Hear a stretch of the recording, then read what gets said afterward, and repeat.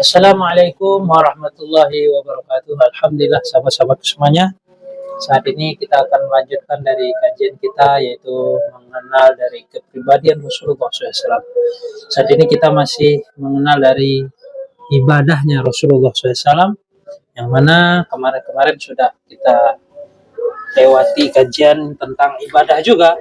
Namun saat ini kita akan mendengarkan apakah Rasulullah SAW membaca di dalam sholatnya, apa yang beliau baca, apakah Rasulullah SAW pernah juga sholat dengan duduk dan lain sebagainya.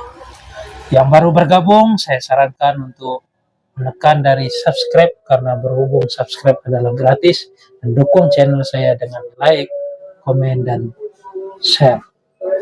Seperti biasa, sebelum kita memulai dengan Al-Fatihah.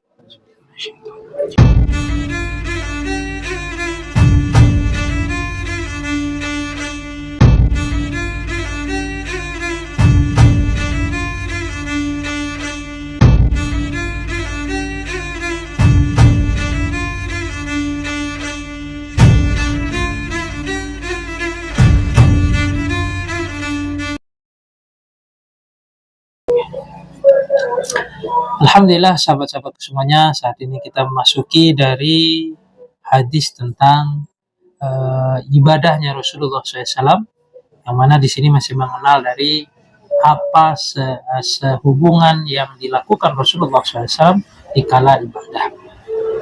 Huzaifah bin Al-Yaman radhiyallahu anhu menceritakan pengalamannya sewaktu sholat malam bersama Rasulullah SAW. Falamma dakhala fi sholati qala Allahu akbar dzul malakuti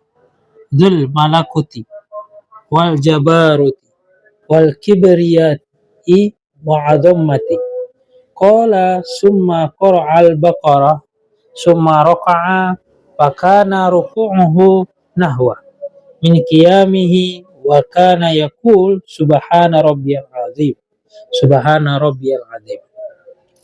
summa rafa'a ra'sahu fakana qiyamuhu nahwa min ruku'ihi wa kana yaqul li rabbiyal hamdu summa sajada fakana sujuduhu nahwa min qiyamihi wa kana yaqul subhana rabbiyal a'la summa rafa'a ra'sahu fakana ma baina sajdatain nahwa min sujudi wa kana yaqul rabbighfirli hatta qara'at baqarah wa alal imran wa nisa wal maidah awil an'ama syu'batul ladzi sakka fi maidatin wal an'am. Manakala Rasulullah SAW memulai sholat, yang mana dibacanya Allahu Akbar zul malakuti wal jabaruti wal kibriyai wal azamah, Allah maha besar, pemilik segala kerajaan, segala kekuasaan, kebesaran dan keagungan. Huzaifah radhiyallahu anhu menyambung dari ceritanya. Ketika Huzaifah menceritakan Rasulullah SAW ketika hendak sholat dan beliau telah membaca Allahu Akbar, malakuti wal jabaruti, memuji-muji dari zatnya Allah.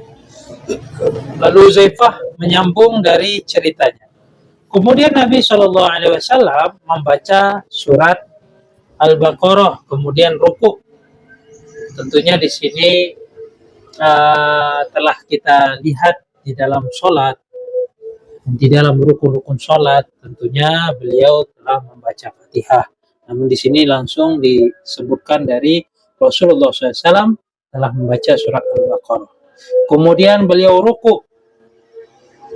Rukuknya hampir sama lamanya dengan berdirinya. Maksudnya rukuknya yang dilakukan Rasulullah SAW hampir sama sebagaimana beliau melakukan berdiri. Tak kala ia rukuk, beliau membaca Subhana Rabbiyal Azim, Subhana Rabbiyal Azim. Maha suci Allah yang maha agung, maha suci Allah yang maha agung. Adapun kita diajarkan doa Subhana Rabbiyal Azim wa bihamdih, tentunya itu juga berdasar dari kalangan-kalangan ulama yang telah membuatkan yang terbaik untuk bacaan sholat kita. Namun di dalam sholat kita boleh berdoa jika kita ingin melafazkan tentunya doa tersebut dengan berbahasa Arab. Wallahu a'lam.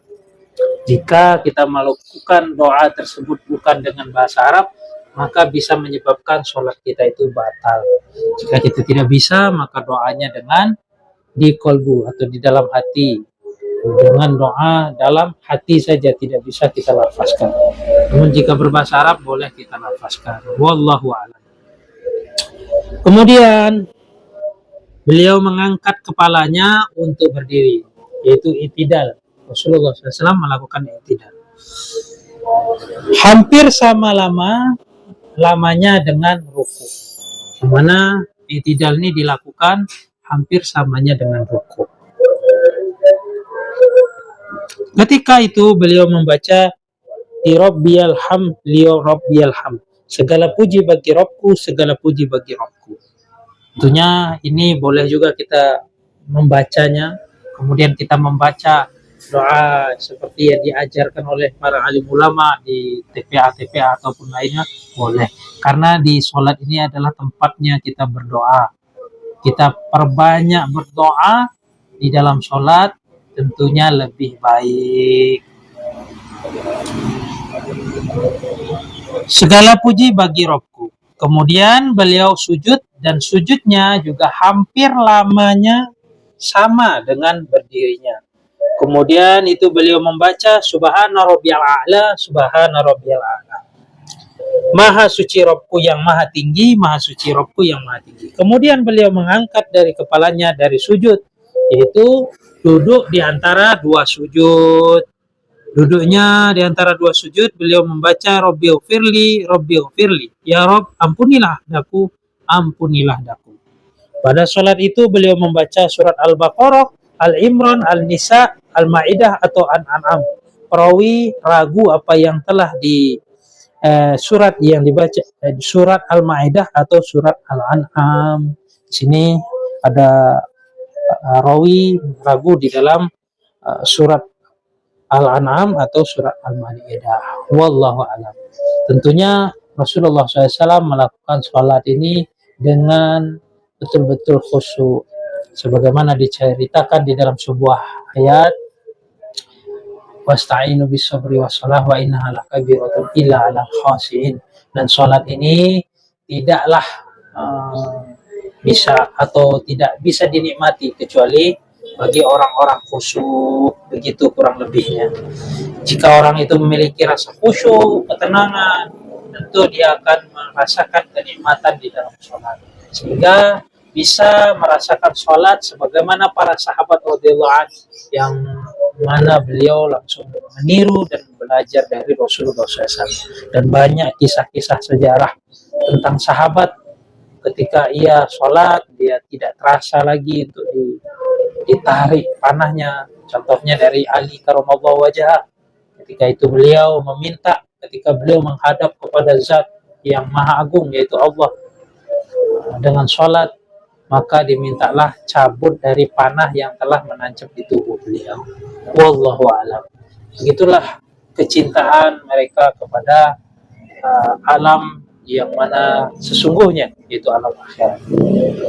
Itu juga, itu tidak menutup kemungkinan kepada kita bisa merasakan dari kenikmatan tersebut jika kita dengan berlatih dan berlatih lagi, kita bersungguh-sungguh sebagaimana seseorang melatih dirinya dalam suatu bidang pun dia akan merasakan kenikmatannya. Begitu juga dengan sholat, seorang ini melatih lagi, menambah masa untuk sholat, sujud, rukuk yang panjang, dan belajar ilmu untuk mendapatkan ketenangan, mendapatkan kenikmatan dari makna yang sesungguhnya di dalam sholat, makna di dalam kalimat tauhid, sehingga bisa kita rasakan kenikmatan sebagaimana Rasulullah SAW menikmati sholat bersama santri-santrinya, yaitu para sahabat.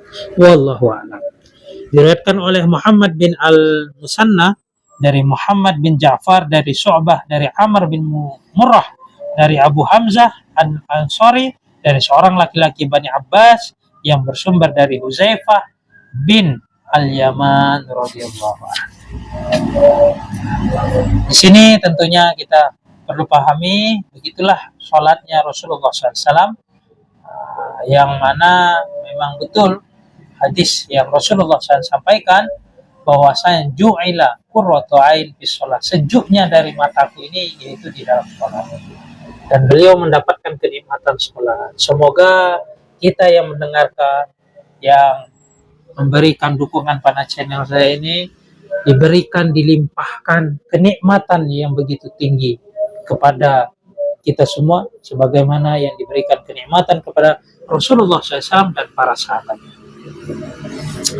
Kita lanjutkan. Aisyah radhiyallahu anha berkata, qama Rasulullah SAW bi ayatin minal Quran lailatan.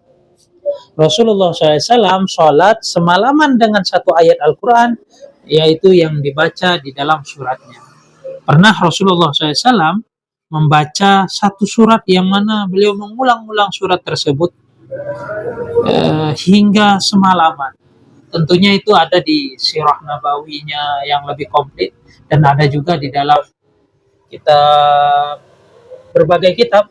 Saya lupa dengan kitabnya, tentunya banyak saya menemukan bahwasanya Rasulullah SAW pernah sholat terdiam dengan satu ayat yang beliau mengulang-ulang.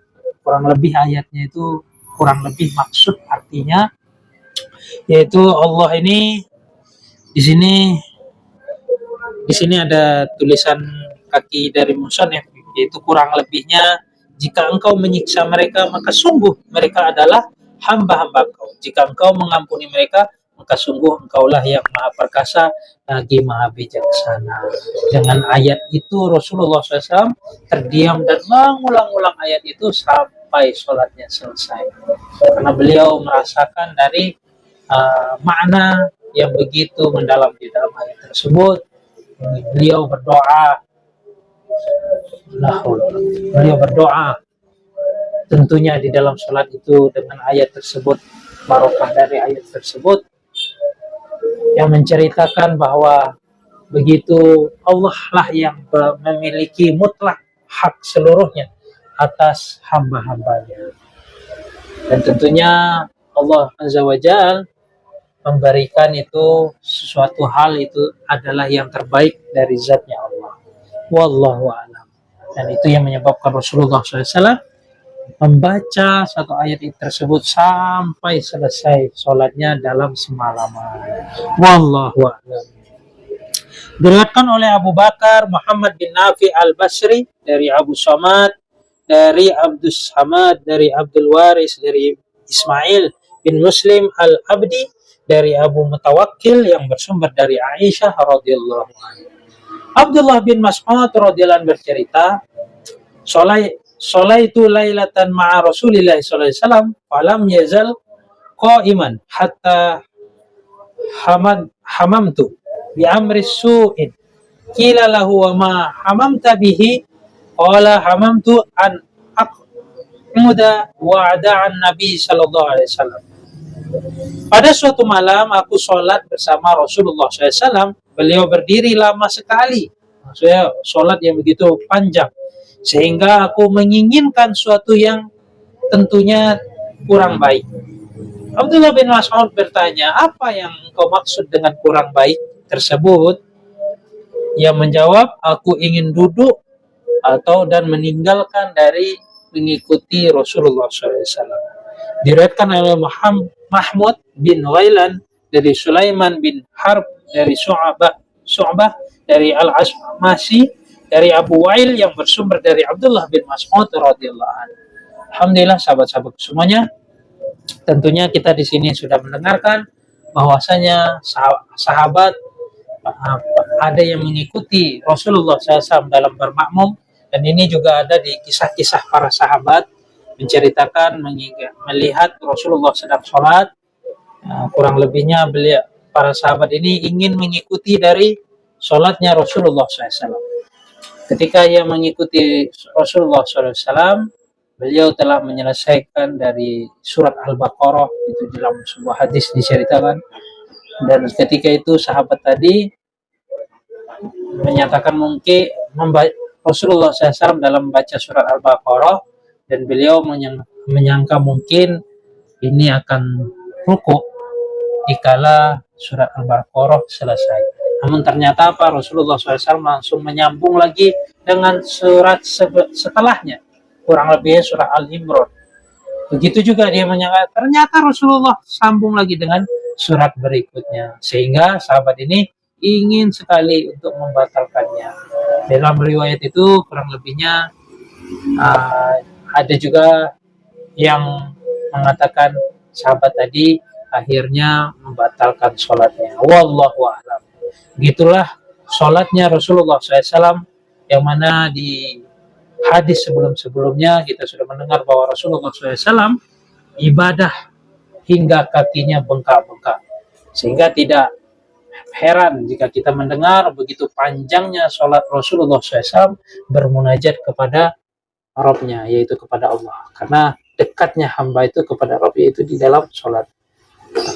As-sholatu mi'rajul mu'minin. Sholat itu adalah mi'rajnya seorang beriman, orang yang memiliki iman. Wallahu a'lam. Itulah hadis yang berbunyi bahwa sholat itu adalah mi'rajnya orang beriman. Sehingga jika sahabat mendapatkan suatu problem di dalam kehidupan, maka mereka bergegas untuk melakukan sholat, meminta perlindungan kepada Allah.